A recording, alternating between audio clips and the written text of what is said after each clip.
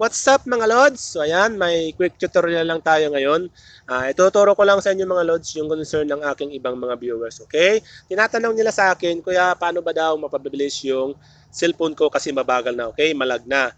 So alam niyo mga Lods, may sikreto dyan na pwede nyo i-adjust sa inyong cellphone, okay? Kung hindi nyo na kailangan mag-download ng application para gawin yung tutorial na to, okay? Nasa cellphone nyo lang to, sikreto lang to, at yan ang tuturo ko sa tutorial na to. Okay mga Lods, kaya kung bago ka pa lang sa ating channel na to, sana masuportahan mo at huwag kalimutang mag-like and subscribe. At kung may katanungan ka, ay comment mo na lang dyan sa comment section ng video na to. Okay, sasagutin natin yan sa abot ng ating makakaya. So, sisimulan ko lang mga Lods sa pinaka-umpisa, okay? So dito Lods, punta lang tayo sa setting, okay? Hindi nyo na kailangan mag-download ng application dito ha. Punta lang kayo sa inyong setting. Available to sa lahat ng Android, okay? So dito, setting, open nyo lang ang setting nyo. Dito sa setting natin mga Lods, hindi lahat pare-parehas ang setting ng ating brand ng cellphone, okay? Ang gawin nyo lang, i-scroll nyo lang sa pinakataas, pinakababa. Tapos sa pinakababa Lods, may makikita kayo dyan either about phone, legal information, device information, system, katulad dito sa akin system, okay? So dito sa akin, dahil dito sa system, ang gawin ko lang, nasa system ko kasi siya, okay? Open ko tong system ko, ayan. So sa ibang cellphone mga Lods, wala nang system, automatic na itong lumalabas sa kanilang setting, okay? So dito sa akin, nakaseparate pa siya, nasa setting pa siya. So ang gawin nyo lang mga Lods, basta hanapin nyo lang tong about phone, okay? Siguradong mahanap nyo yan, i-click nyo lang dyan sa my device information nyo or system nyo, mahanap nyo yan. Andito lagi yan sa about phone. Dito, kung mapapansin nyo mga Lods, ang kailangan natin gawin para ma-adjust yung setting natin ay pupunta tayo sa developer option. Ang developer option mga Lods, hindi yan lumalabas sa ating cellphone. Tinatago yan ng ating mga mobile manufacturer, okay, o device manufacturer natin. Tinatago yan para hindi natin ma-adjust yung setting. So dito, ang gawin natin, palalabasin natin siya para i-adjust natin, yung tayo ang mag-adjust. So dito, pupunta lang ako dito sa aking about phone, okay? Dito sa about phone mga Lods, lalabas dito yung mga device name, status, legal information, ayan, regulatory information. Kadalasan andyan yan. Tapos dito sa akin, separate naman to. Kaya iba-iba dapat masundan yung mga Lods kasi iba-iba yung setting ng ating device, okay? So dito sa akin, andito lagi siya sa Lenovo version.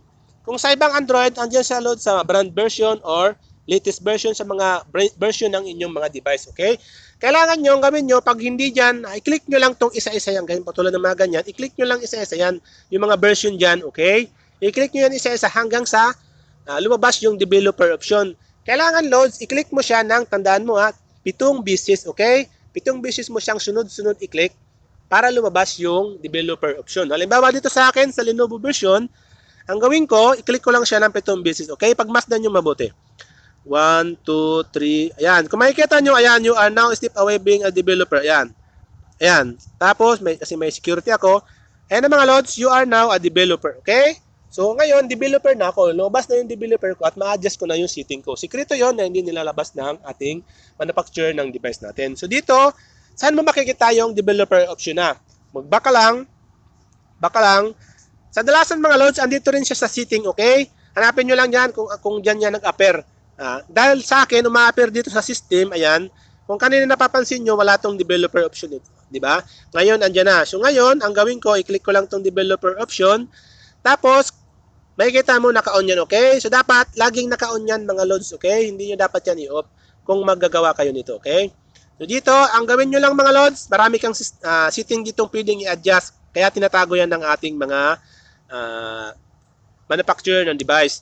So dito mga Lods, hanapin nyo lang to, ang scale animation, okay? Ang kailangan nyo ditong gawin mga Lods, ilagay nyo lang siya sa off or 0.5. Ayan, halimbawa dito sa akin off ko, or gawin kong 0.5, nasa sa akin na yan, okay? So mas nakakatulong siyang bumilis yung process ng ating system pag naka-off yung ating animation scale, okay?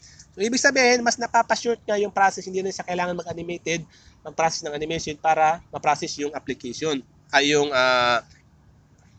system mo, okay? Ganyan.